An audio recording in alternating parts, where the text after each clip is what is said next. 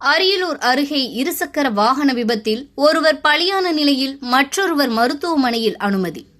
அரியலூர் மாவட்டம் ஜெயங்கொண்டம் அடுத்த தாப்பலூர் அருகே காரைக்குறிச்சி பகுதியில் சாலை அமைக்கும் பணி நடைபெற்று வருகிறது. இப்பணிக்காக ஜல்லிகள் ஓரிடத்தில் குவிக்கப்பட்டு சாலை பணிக்கு பயன்படுத்தப்பட்டு வருகிறது.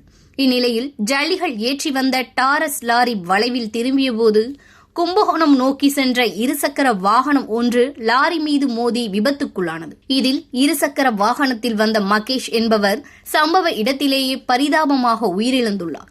உடன் வந்த சிவா என்று தூக்கி வீசப்பட்ட நிலையில் பலத்த காயங்களுடன் ஜெயங்கொண்டம் அரசு தலைமை பொது மருத்துவமனைக்கு சிகிச்சைக்காக சேர்க்கப்பட்டுள்ளார். இச்சம்பவம் குறித்து தகவல் அறிந்து வந்த தாப்பலூர் போலீசார் மகேஷின் உடலை மீட்டு பிரேத பரிசோதனைக்காக ஜெயங்கொண்டம் அரசு தலைமை பொது மருத்துவமனைக்கு அனுப்பி வைத்தார். இதுகுறித்து போலீசார் வழக்கு பதிவு செய்து விசாரணை நடத்தி வருகின்றனர். இறந்து போன மகேஷ் காரைக்குறிச்சி பகுதியில் தனியார் நிதி நிறுவனத்தில் மேலாளராக பணிபுரிந்து வருகிறார். இந்த விபத்தின் காரணமாக அப்பகுதியில் சுமார் 1 மணி நேரத்திற்கு மேலாக போக்குவரத்து பாதிக்கப்பட்டது.